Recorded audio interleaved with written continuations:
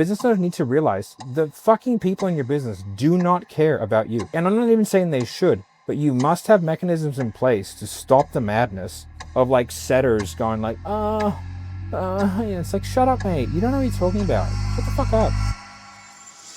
How did you run your sales teams? What type of sales leader were you? Oh, ruthless. I run it like a sports team. My plan is to get 120 points for the game. I know Steph's going to get 30. For Steph to get 30, he needs 30 shots. Steph will get 30 shots. If that means you don't play, that means you don't play. People go, oh, why did these guys get special treatment? Because they're special. Why does Steph Curry get special treatment? Because he's Steph fucking Curry, man. To set up a sales system, it's like, hey, I want you to be a tennis player, but I want you to also like make the court for me. It's like, well, it's a different skill set, mate. That's not a thing. Even if you say, do you want to be called at 10 p.m.? It's like saying, do you want to be murdered?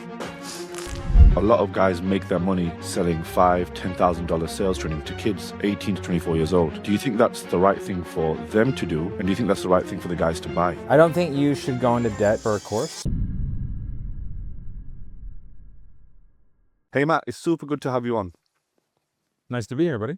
Thank you very much. I just want to hit you with a question straight away as soon as we get the podcast running now. So what's the biggest lie that you think the sales industry is telling beginners? That they should focus on sales training. I think like you probably shouldn't do that as a beginner. I think you should probably get reps in first and like, just don't like you're going to accept like an entry level position. It's not going to pay that well, but like you're new, you suck. You're like yada, yada, yada. Like you're the bull boy, you're not going to be Steph Currying it. And then like, then you've actually got something to go off. Now, I don't think getting some training early on is a bad thing, but I don't think focusing on it is a thing. So if you've got the money, spend it. If you don't just, watch the YouTubes and stuff like that. Try to get a baseline. But I think if you focused on working 8 hours a day, you would do a lot better than if you did like what the standard person does, just like work 2 hours a day and then go on to 17 hours a day of different sales trainings all over the world, getting conflicting information and sort of confusing yourself in depth. So if we just speak about sales training as a whole, a lot of guys make their money selling $5,000, $10,000 sales training to kids 18 to 24 years old. Yeah. Do you think that's the right thing for them to do? And do you think that's the right thing for the guys to buy? I mean, I don't know if it's the right or wrong. I don't think that like I'm gonna put that on there. But I think like I don't think you should go into debt for a course. I don't believe in that. I've never sold a deal with funding ever in my entire life, not once. Yeah. And like I just don't think you should have to. Now, using a credit card, obviously people use credit cards, but like taking out a loan, I'm not a huge fan of it. And I used to have that argument all the time. So I've never sold that way. And I think that if someone's in a position where if someone's in a position to where they're in a sales role, they're making sales and they want to get better and they want to spend their money on a course, I've done that many times. I think it's a good idea. If you're like if you're 16 or 17, like go to school. Don't do this. This is stupid. Right. But if you're like 18 years old and you're like, you know what, I don't want to do university, I want to do this, then like I would recommend you watch YouTube or join something cheap. Yeah. And then like get like a high volume outbound position where you can get a tremendous amount of experience in a short period of time and like trial by fire it as you were. Figure out if you want to do it. Right. And then if you're like, yes, I really like this, then I'm going to double down and like go hard in the paint. Nice. And you've got an incredibly fast growing group at the moment with helping people with sales training at a lower price. So what's the method behind it? It's called Fuck the Gurus. So I want to understand why is it called Fuck the Gurus? Just to gaslight people. To be perfectly honest. I mean, like I saw so many people that I trained that I thought were adequate at best, right? Become sales trainers. I'm like, I don't have a problem with that. I don't have a problem with it per se. What I do have a problem with them is them pushing these narratives of like they understand the way and everybody else is wrong. I think like there's tons of different ways of selling, none of which are correct, right, or wrong. If it's delivered well, you'll be fine. So like you just pick a lane and go with it. But like Jordan Belfort stuff is great, Jeremy stuff is great, like all their stuff is great. You know what I mean? Like it all works. You just got to do it. And your personality plays a bit of a role. But then it's like, watching young guys do the stuff that I taught them, that I made up, for example, and then watching them sell it for $10,000 when they don't really understand what they're saying. That was like, oh, that's stupid, right? Like, I see that shit all the time. And I was like, "You know what? I don't need money from the sales training because I don't. Like, it's not my primary income source. I have Dialer. I have other stuff that I do." And I was like, "But, I have all this stuff." So I was like, "You know what? I'll, like, launch this, like, YouTube membership thing." I've now transitioned over to school, and 300 people signed up in, like, the first week, and I was like, "Hmm, that's interesting." And then it got up to about 700 people. I transitioned it over to Patreon because I was like, "That's a better platform." But and then I tried school. I'm about 40 hours into school if there's 400 members. I've still got the other members haven't transitioned over yet. So all up, I've got about 1,000 people in, like, low ticket sales training right now. I mean, it's 2 hours a week for me, but I have, like, 18 coaches that coach for free. So there's about 25 to 30 training sessions a week for $150 a month. Plus, I reshot the entire portal. There's about 200 videos, Yeah. and there's about 15 courses all laid out as, like, objection course, tonality course, yada, yada, yada. And so, like, and it provides, like, it's obviously money, and I enjoy it. Like, I find it fun. Like, we have tinfoil Thursdays. It's conspiracy theory Thursday. Come in, we listen, and we don't judge. Like, so who do you think did 9/11? You know what I mean? Like, it's a, fun time, and we just talk shit and have a good time. And then I just kinda teach. There's a lot of business owners in there as well because 'cause I've scaled multiple businesses to 8 figures pretty quickly, some with ads, some without ads, and I've got a software company that's doing, like, 500K a month now after, like, 12 months with no ads.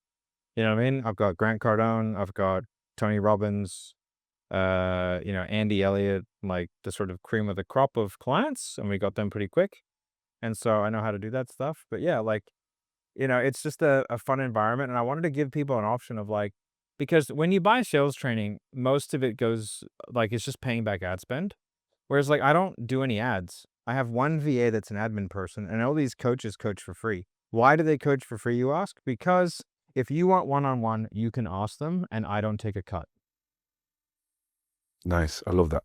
right? So it's like, and I'm like, "Sweet," and people just approach me, and if I think they're good, I'll go, "Yeah, sweet." So I got all these, like, top level people doing coaching, and then they'll all get, like, they can't pitch it, but they get asked all the time, and it's like, "Yeah, sweet," and I'm like, "You just can't gouge people, and you can't be gross."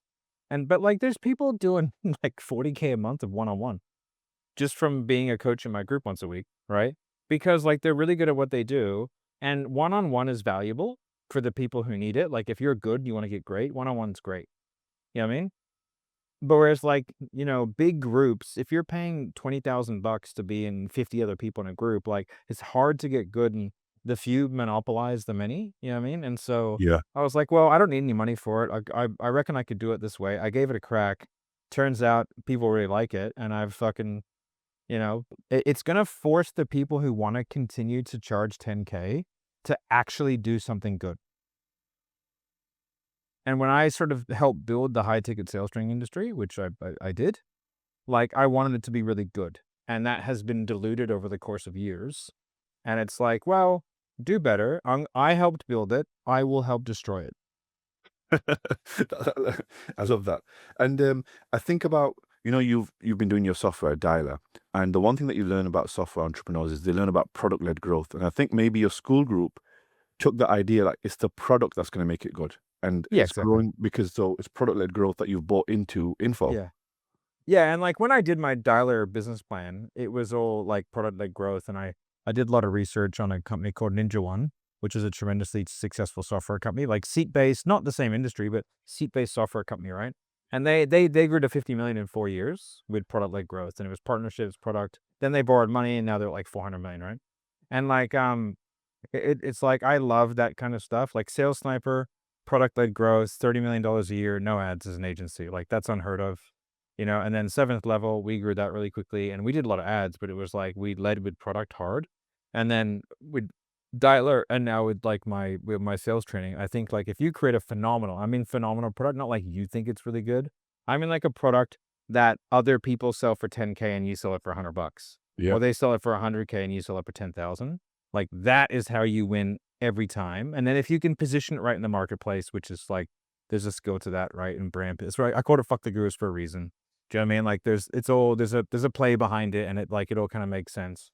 Dialer is called Dialer for a reason. I couldn't believe I got it. I was like, I can't believe these idiots haven't taken Dialer. But anyway, um, But yeah, one thing you learn as well is like with softwares, most of the like people within software are very traditionally trained. And so you can really destroy them with somebody who's done a marketing degree doesn't understand marketing in the slightest. Like I would say my skill set in life over sales is marketing. I know how to position a product, Mm, figure out how to create a narrative around a product, yeah. and then create a buzz and like shift a marketplace towards like I didn't even know I needed that. Like not many people talked about outbound compliance before I started speaking on about it. And now it's like, oh shit, we need to make sure our TCPA is this and fucking DNC scrub and you know what I mean? All that kind of stuff. And it's like I sort of helped at least the industry that we're in to kind of push in that direction because it was one of the key selling points of my dial right? So, you know, you have to if you can understand that, then you can position products really well, and, like, I really enjoy solving that problem.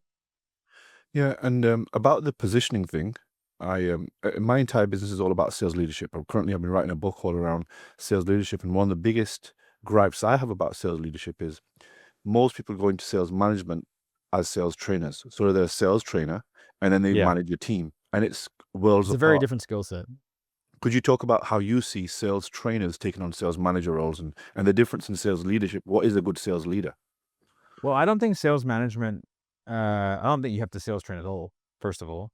Like, it's sort of a waste of time, not like because, like anyway, like, it's if you go in and your plan is to fix the script, like, I don't think you're a good manager, right?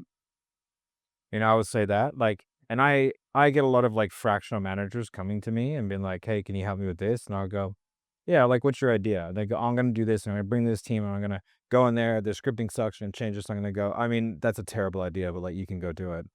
Like, management is about looking at data, Yes. right?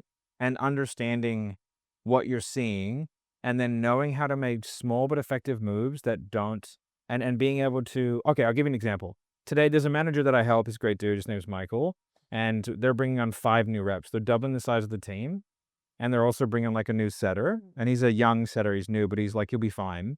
And they're like, "Sure, we're gonna massively increase the ad spend, for these new people. The new closers are gonna come in and set for the other ones." I was like, "Stop." He was like, "What?" And I was like, "Okay." What we're doing there is the variable we're increasing is we're gonna change the ad spend. Changing the ad spend changes the metrics significantly. Now we're adding 5 new people to a process, and we're gonna get them to set for the closers that are existing. I go, "They're gonna be booked out till October immediately. Then what do we do?" Right? I was like and then we got this new setter guy coming on, and I was like, "How do we develop him if all these closers are coming in, they're gonna set for other people for the first couple weeks to get" I was like, "Okay, so this is what we do. We have to isolate all the new things and make sure that we introduce them in a staged manner and we reduce the variables so we know what's working, what's not." So I said, "Okay, first and foremost, the setter, the new setter that's coming on is gonna do all the lost deals, and they're gonna set for you, the manager, because then you can quality assure them, and there's not gonna be that many." Right? And just gonna get lost deals, so ROAS goes up.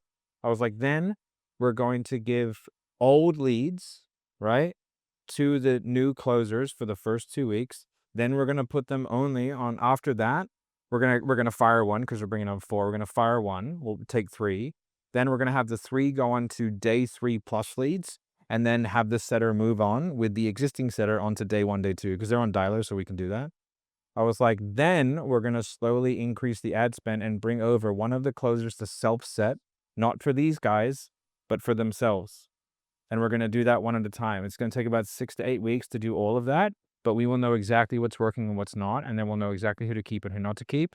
And we can, slowly increase the ad spend at a nominal amount and let the marketing team have time to problem solve the funnels or have to get more creative out." He was like, "Oh." And I was like, If you do it your way, we're gonna shit the bed." Or it goes great. Either way, we have no idea what happened. And, like, Well, that's what a manager should be doing. yeah, and your way is having to be technically astute and understanding data. Yeah. And when they get told, "Hey, you just open your own fractional business and you just got to sales train people," it then will dilute what a good sales leader is, hurting the performance of a lot of sales teams. Yeah, massively. Like, a lot of people will also, there's an ego that I think really kills, most sales trainers have an ego, and I don't think I'm immune to that. But, like, people wanna make their stamp Yeah. right? And you see that a lot. Like if you ever go into a business that's been running for a while and doing well, you'll see processes stacked. So like, it's like you come in and go like, "Oh, let's simplify. Let's like bring back to zero." For example, like I've had people coming before and they have a 25% show rate. They go, "What do we do?" I go, "Remove everything, everything. I want one reminder and it's automated. That's it. No text, no emails, no calls, no fucking setter confirmations, nothing." Right? Remove everything. Let's see what happens. And it will go up to 40. And Yeah. I'll go, "You're treating bad leads like good leads like bad leads, and you're overdoing it, and there's all this stacking, and you guys are annoying people." But also, like, when do you book them? You know what I mean? Are you booking at stupid times? Like, are you selling mums and you book everyone at 4 o'clock in the afternoon? Like, they're gonna say yes, but they're not gonna turn up. There's so it's like I always tell people it's like if you're gonna go in, like changing scripting is like the last thing you want to touch because there's so much variability in the uptake and adaptation of the rep that even if it's a better script, they'll almost definitely get a worse result for the first 2 weeks or something like that, right? Because when you're new at things, you suck at them. Like you have to take that into account. So fix the stuff that's process Mm. and remove negative before you add anything. Like, "Oh, that's stupid. Let's move that out. It's stupid. Let's move that out." Don't be afraid to just cut back to basics. Give yourself an easy foundation, and you can build from there, you know? That makes complete sense. What type of sales leader were you? So when you were at seventh level or any other sales teams? I mean, I've w- run like 160 sales teams, right? So like at Sales Sniper, I think we had the peak, we had 57 simultaneous accounts, and I ran the managers for each account, right? So like do this, do this, do this, and they would do they all got good as well. So we had like a tiered system, but they were all good. But so like I've done a lot. I had a couple hundred accounts all up, and I've also done like $1 billion companies, like Air Wallets, like fintech companies. I've done like Libman cleaning supplies. Like I helped to restructure the like their acquisition pathway for like commercial, right? Like I've done some like interesting things and I've done a lot of sales teams, but um what was the first question again? Sorry, I totally forgot. How did you run your sales teams? What type of sales Oh, leader were you? ruthless. Uh like I run it like a sports team, Yeah. right? So like I'm a coach, and by coach I don't mean coach like I'm gonna make sales coach. I mean like the coach of a sports team. So like, I have to get my plan is to get 120 points for the game. I know Steph's gonna get 30. For Steph to get 30, he needs 30 shots. Steph will get 30 shots. If that means you don't play, that means you don't play. Right? Like so heavy lead routing. Probably the easiest way to get a huge uplift in the sales team is just institute lead routing to the best closers. Like rank them all and then lead route. And like if closer number 7 has a call and closer number 1 doesn't, you swap it, right? Like beat it, go to the good guy, right? And so and then like if you and then also I base it off ROI. So it's the only metric that I can really figure out that makes a lot of sense in every scenario. Where like how much money am I putting into you and how much money do I get out? Now, the reason why I like ROI is because people who have lower close rates can make it up through referrals and Yeah. self lead gen, right? So, like, hey, I put $15,000 worth of ad spend into you this month. I need you to give me 60 back. If you can't give me 60 back, bro, like, ain't no way. Yeah. Whereas, like, let's just say you give me 30 back from ads, but then you get me 30 back from referrals. Now you're at that magic number. You know what I mean? So it's like you can have a lower close rate, but you can make up for it in other ways, right? You have great follow up, you have great pipelining, you get referrals. Like there are way that's just being professional. You don't have to be a killer, you Yeah. know? And then so like like I tell people like, hey, I'm not here to be your friend. I care about you as a person, but you from a management perspective, you're a cog in the wheel, and I need to line the cogs up. And if your cog is broken, you got to go. So you allow people to use their initiative by giving them a revenue target and running it as a business, their own Well, business it's within. an ROI target. Yeah. Yeah. So I like the top reps were getting me 15x on my money.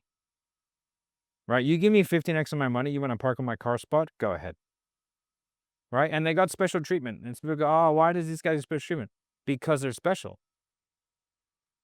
Like, why does Steph Curry get special treatment? Because he's Steph fucking Curry, mate. If you want the treatment, be Steph Curry. like, I can't tell you anything else. Like, yes, they're going to get special treatment. Why? Because they provide an enormous amount of outsized value, and Yeah. they've worked very hard to be able to do that, right? And so, there's not a farm of unicorns around that I can just go unicorn farming. So, like, but I know I've got my unicorns, right? And the distribution curve on sales is like that, right? And one of the things that I see managers do is they try and flatten it, and it's a huge mistake because you're going against everything that is performance.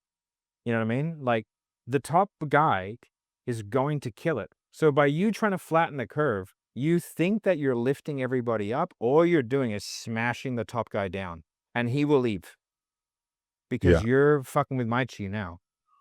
Like, and if I'm the top rep and I'm the special one and I'm the unicorn, I don't need you. You need me. And I think that managers and business owners need to realize that top performing reps that can like do referrals, do outbound, have high close rates, and give you a crazy ROI on your money, you should be doing everything you can to keep that person happy. Like, because they are the unicorn and they can do it anywhere. They don't need you. You know what I mean? Like, you have to kind of like, and because I've been that rep, Yeah. and it's like like I've gone to the table and gone like, hey, I want this. And they go, no. And I go, then I quit. And they go, oh, wait. Be like, I don't need you, dude. Like, I can do this anywhere, So when you it know? comes to founders hiring the right sales reps, do you think they're making like what is the right way founders should see the hiring process of getting the right reps in, and then Yeah. we can lead on to onboarding the right reps as well. Well, I think that the first thing they need to do is do an accurate assessment of their business and go, I do not have an A-tier business. I do not get an A-tier player, right?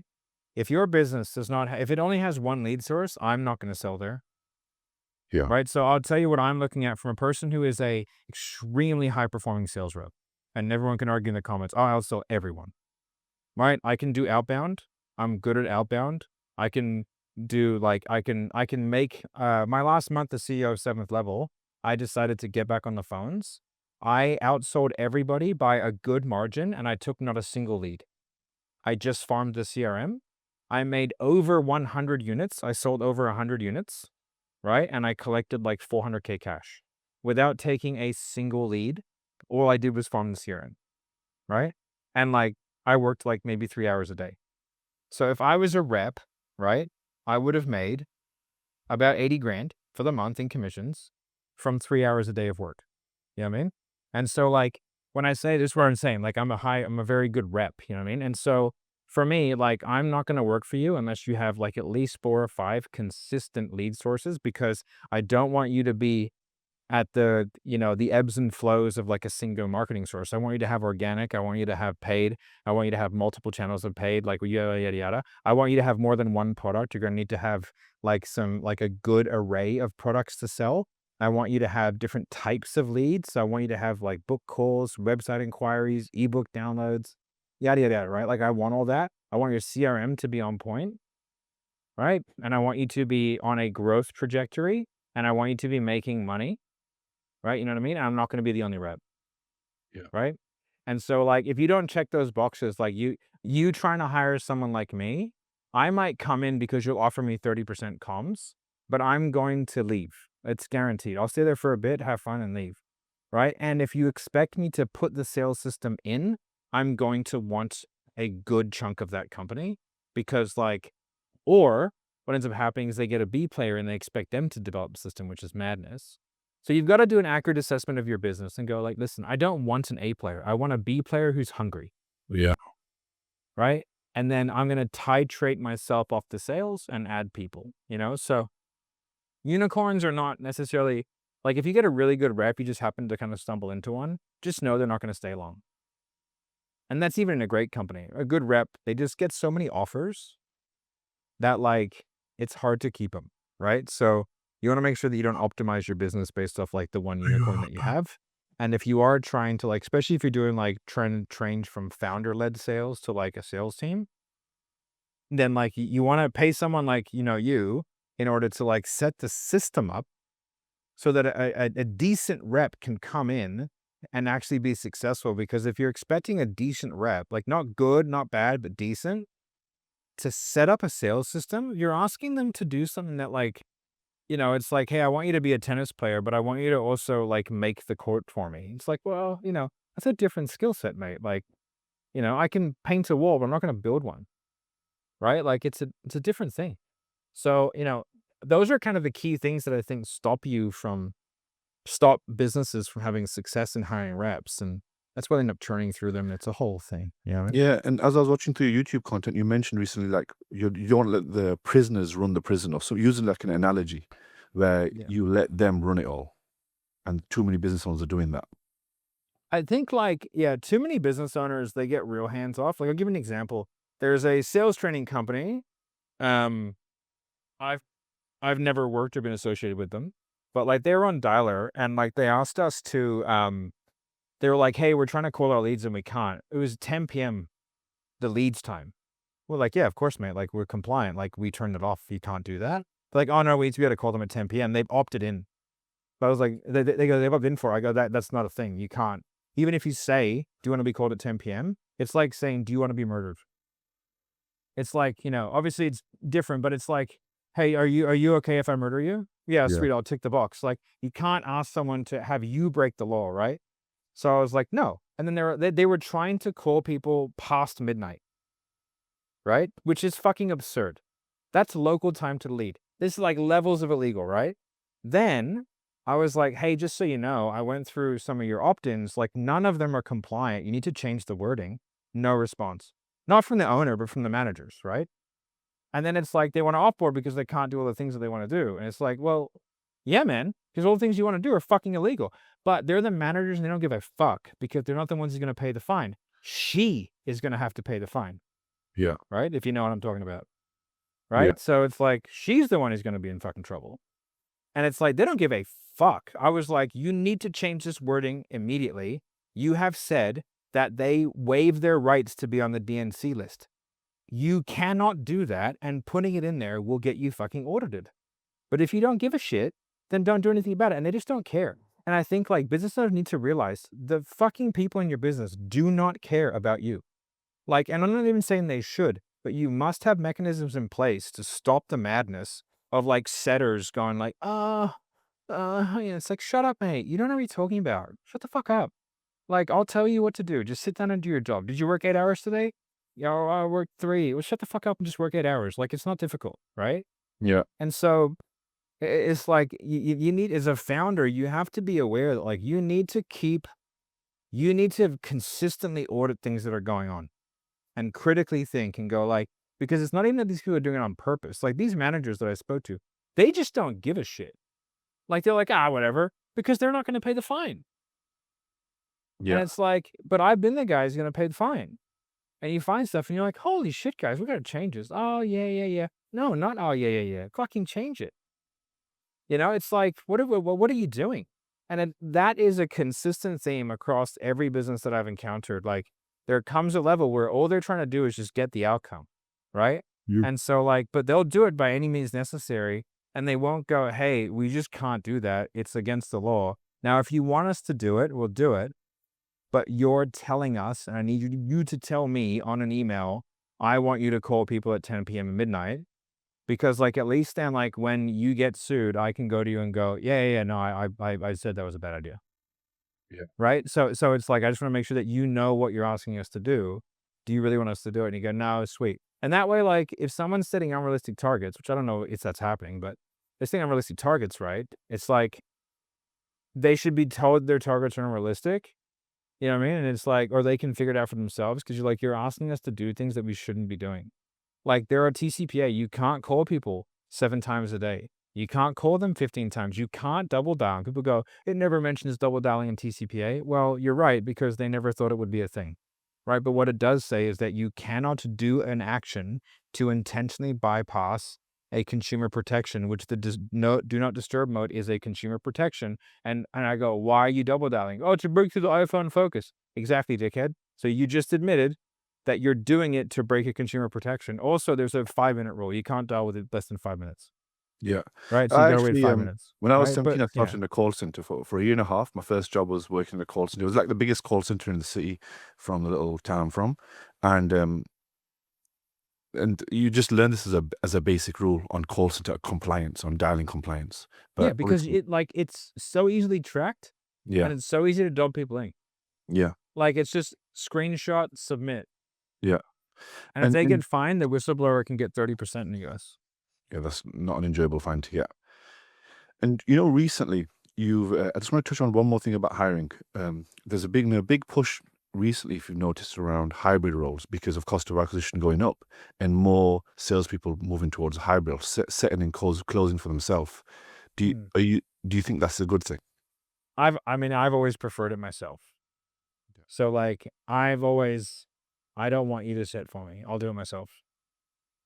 Like, because I can control my diary. I'd rather do 2 hours a day of outbound and set all my own calls, right? Because, like, you actually have a lot more control over who you speak to. Like, if you're someone who wants to be a princess closer and only speak to laydowns, do outbound. Because you can just disqualify everybody who's not a laydown. Like, I never understood how people didn't figure that out. Like, oh, outbound. But no, dude. You do 2 hours of outbound a day, you save yourself 50 shit discovery calls. Like, and you can if you wanna DQ everyone, because there's probably tons of leads, just DQ fucking everyone, dude. What you can't do is an inbound book set call is DQ them, right? Or like an inbound book sales call is DQ them, right? Like, whereas if you're the one doing it, like, you could just be on point, filter well in your CRM, have a fast speed to lead with all the best leads, and you'll have laydown city. Right. Well, the lay down city remark is when they're promote like if you look at most of these sales trainers, Yeah. their messaging is, "Hey, all you gotta do is get this sales training that I'm gonna sell you, then you're gonna sit on sales calls on a beach somewhere, and Yeah. you're gonna take these calls, and that's all you have to do." Yeah, but it's idiots selling the dream to retards, right?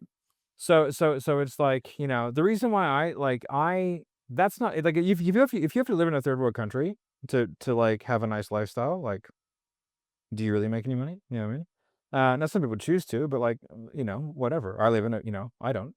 But, like, so I would say, like, it's like, I look at that stuff and I see, like, oh, like, that's just marketing, right? It's like, it's a marketing hook. Same as, like, the people who shit talk me, right? Or shit talk, somebody else. It's like, what it's called? It's called revulsion marketing, right? So what it is like, it's a way of, like, mobile a lot of there's a good chunk of people will always not like success, right? And when they see success, they see it as a mirror, and they see it as like, "Fuck that," right? Now and so, there's a good chunk of people that will always think that way, and they think and it's the people who go, "Hey, if you, like, you have to, make 20 sales next week." The people who go, "Oh, but," right? They're the people who hate success. People go, "Huh, how would I?" Those are the people that are gonna be successful. It's just a simple change in thought process, right? It's like, "How Yeah, would I do that?" versus, "Oh, I can't because." You know what I mean? It's like, "Shut up, loser." Like, "What are you doing? Just try." If you don't hit it, maybe you learn something cool, you know? It's like but so those people are like, they're easy to rile up, and so what you do is you say, "Look at this guy doing this, being all successful. Fuck him, rah," you know what I mean? And it's like, it's not true, it's a lie, and, like, what that does is it's like, "No, no, no, you're like, you can do it." Like, it's not you can do it, it's like, that's all a lie, right? And then it's like, so you shouldn't feel so bad about yourself. But, like, I'm real, and you can get to my level of success because it's like, I'm not pretending to be that, right? So, like, that's kind of what it is, and, like, I see that, and, like, it to be honest, it doesn't bother me. If you wanted to shit talk me online to get, like, more money and you just message me, "Hey, I'm gonna shit talk you online," I'd be like, "Yeah, cool, man, go for it." Like, it doesn't bother me in the slightest. Like, I see it for what it is, and, like, I'm like, yeah, "Oh, yeah, that makes sense." Um, like, they don't know me, and, like, I don't respect them. So, like, for me, like, if I don't respect you, and to respect you, I have to know you quite well. Like, I don't disrespect, but, like, respect, right? There's a difference, right? There's a continuum there. You have no ability to affect me, yeah, right? Like, so I don't give a shit. But I think, like, there's sort of, it's the cottage industry. It's actually really interesting. If you have a look at, like, I remember I ran this like, I used to think about this a lot when I was running seventh level.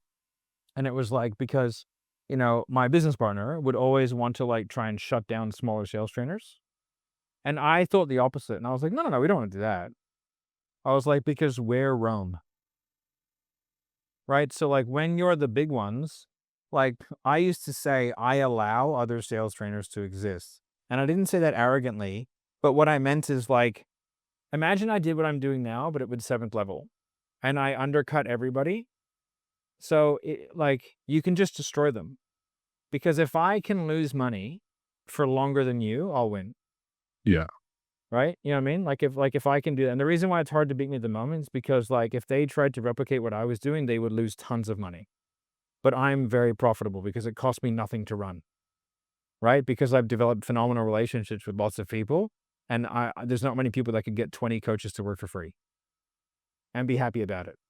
Right? Because they're coming to me asking, And so replicating that for no money and being able to charge $100 a month, like you can't replicate it, right? So like it's gonna hurt some people, but fuck them, be better. You know what I mean? So like, but if I did it when I was 7th level, I could have made everybody bankrupt. You know what I mean? Like I really could have, because I could have replicated their product, marketed in a similar way to their niche for a third of the price, Yeah. and I would have destroyed them. But you actually want the cottage industry. You want the other ones because they widen the market, and then all roads lead to Rome anyway.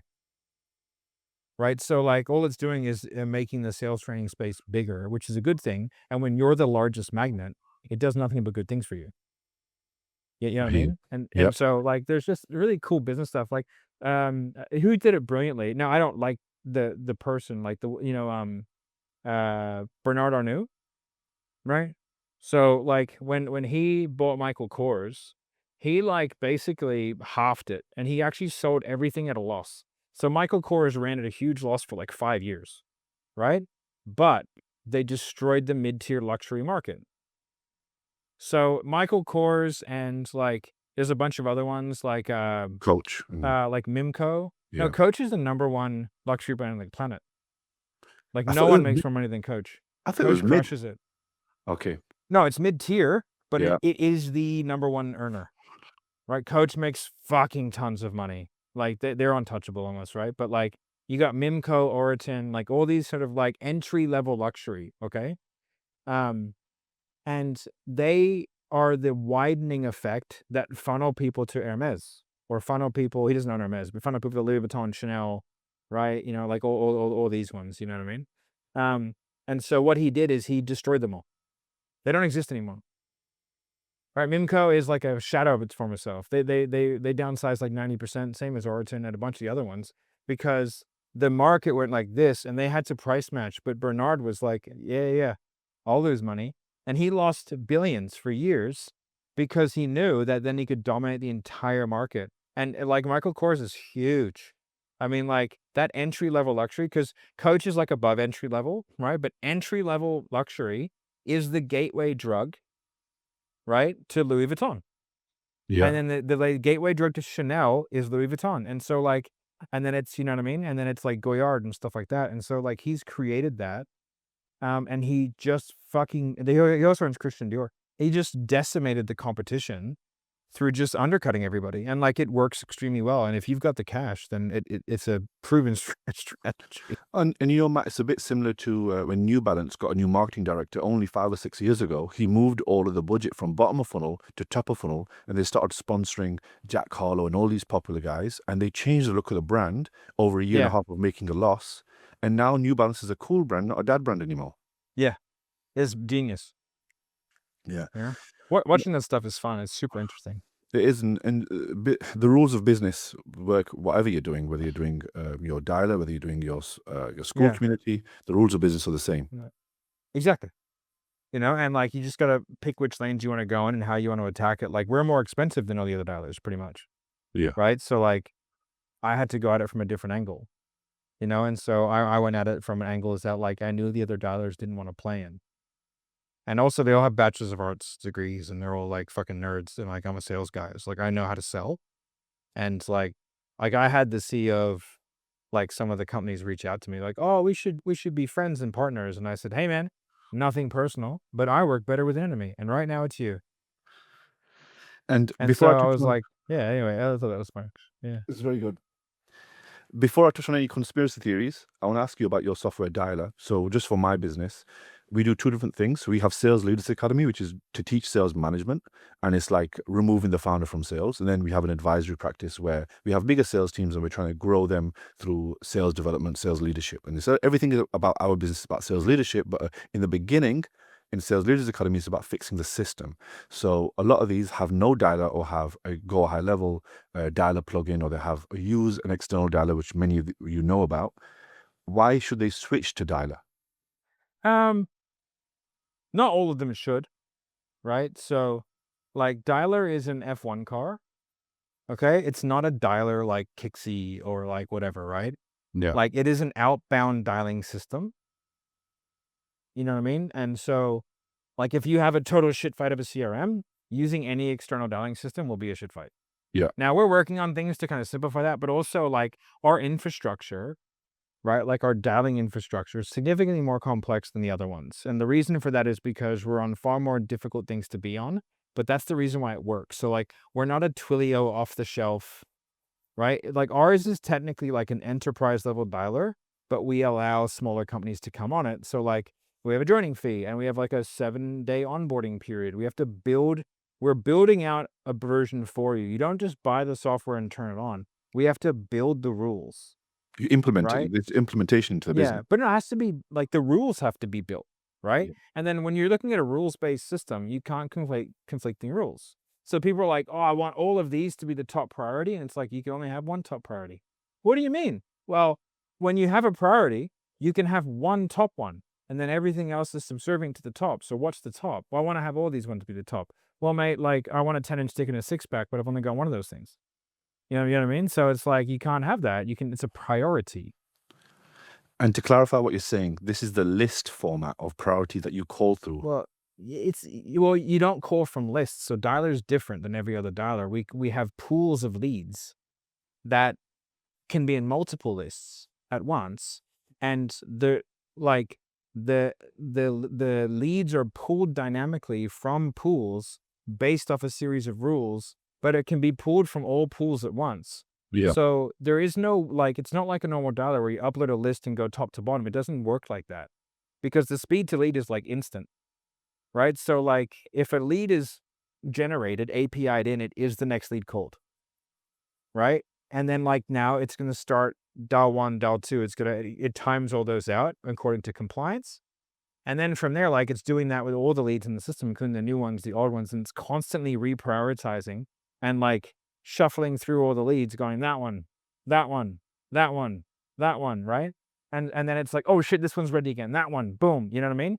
And so it's doing that all the time. So you have to create a really good. Your lead tags have to be super on point, right? Like, because if your lead tags are wrong, it's not going to work. So like, there's some complexity to doing it that way, but it means that it's very difficult to break the compliance rules because we build all that in.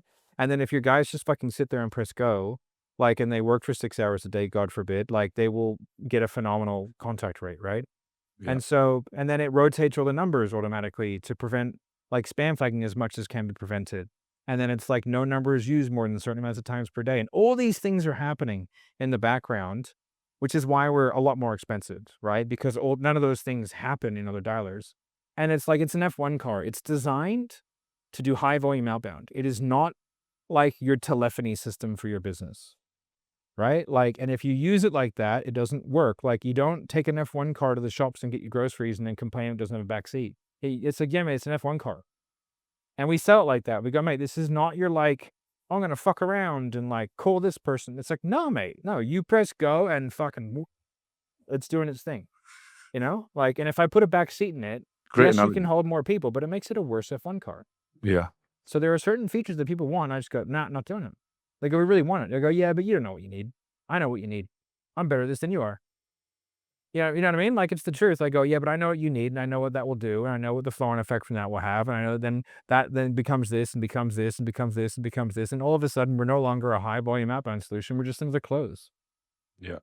Right? Like, and I don't want to do that. I want to be a fucking super high-performance dialer. So if you're someone who gets like leads, not you have to have crazy leads, but if you're someone who gets leads that you want to call and you want to get in contact with them, like we're the place.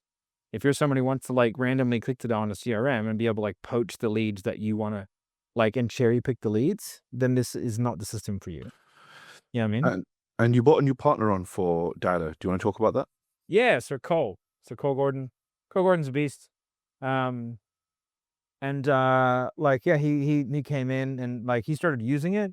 They were getting good results. And like I joined his mastermind And Yeah. we've always, like, been on good terms, like, we've always been friendly, and then we sort of got together, we started chatting more and more and more, and then, he started sending tons of people over, and then I was like, "Hey, man, like, this seems like a pretty good partnership. You just wanna buy you just wanna buy a chunk of it?" He was like, "Let's do it." You know? And so, it's been really good. So me and Declan own it, and then Cole owns a percentage of it. Um, and, it's been a great partnership. I mean, like, he's like the real deal. You know, Yeah. he's way wealthier than what he makes out to be, right? Way wealthier than all the guys who say that they're wealthy and have, like, Lambos and shit. He's, like, legit money. Really smart, has tremendously successful businesses, and has a good social life, has a good relationship, and is just a really easy guy to hang out with. Like, I don't have a bad word to say about him before he's a partner or since. And, like, when he came in, he's just like, "Hey, man, so now we're partners now, but, like, if I say something, you don't have to do it. I don't care. It's just suggestion. It's your business. You do your thing." I was like, "Cool, man. Thanks." Yeah. It was like, it's so fucking chill. He's like, "I Yeah. don't care." But he's super supportive, and he's a good barometer because, like, people come to him because, like, everyone's scared of me for some reason, and so they'll go to him and go like, "Oh, hey, I'm having this issue," and then he'll come to me and go, "I've had a few people say this issue," and I go, "Oh, sweet, thanks, I'll fix that." Yeah, you've created a good cop, bad cop scenario there. Yeah, yeah, yeah, it works. And before we wrap up, I want to get a conspiracy theory from a special forces commando. Oh, yeah. So, what would be something that's quite controversial as like one of your conspiracy theories? Maybe it's not a conspiracy though. I don't know. I'm dubious as to whether they killed Bin Laden on the raid. Do you think he's still roaming around in Pakistan somewhere? I don't know, but I don't know why they would dump the body on the way home. Seems weird, right? Yeah, yeah, that's true. And why did all the guys except for the team that were in the room, why were they all killed on the next job? Yeah, show me the It's body. weird. Where is he? Yeah, it's weird. There's a lot of weird things there. I don't know. And again, like I love conspiracy theories. Like people go, "Oh, well, what do you think?" I'm like, "I don't know." Like, I have no idea. But like, it's an interesting question, Yeah, right? Like, why did Tower 7 fall down? I don't know. I have no idea.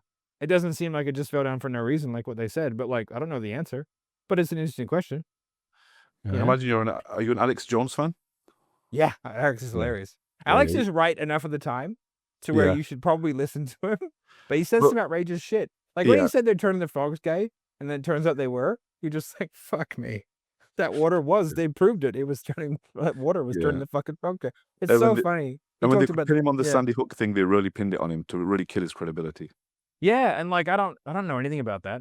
But like Yeah, you know, I mean he said he was wrong on that one, but like yeah, yeah. fuck knows, but like he probably was.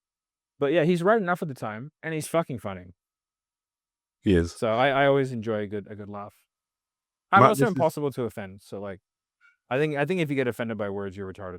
yeah. Like life is hard. Send me your address. I'll give you a helmet. Like it's fucking yeah. Matt, this has been a really nice podcast to have you on. Really impactful, short, sharp. So I really appreciate you coming on and giving your time today. No, of course. Thanks, man. Thank you. I appreciate you. You too.